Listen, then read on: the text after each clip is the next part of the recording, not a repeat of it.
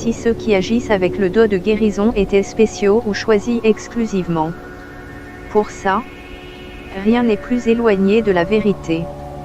D'ailleurs, dans les premières années de l'Église, la guérison était extrêmement courante parmi les croyants, sans l'intervention d'un apôtre. Mon esprit demeure généreusement avec les miens qui croient en moi, au point d'être menacés de mort. La bonté morale à cette époque était aussi beaucoup plus répandue qu'elle ne l'est aujourd'hui. Mais la tromperie et l'escroquerie est que vous devez être quelqu'un de religieux, un surdoué spirituel pour que les guérisons se manifestent. Tout cela fait partie de la corruption de la société modelée sur Hollywood, où la mise en scène, les paillettes et le glamour servent de modèle au peuple. Une forme corrompue de chrétienté.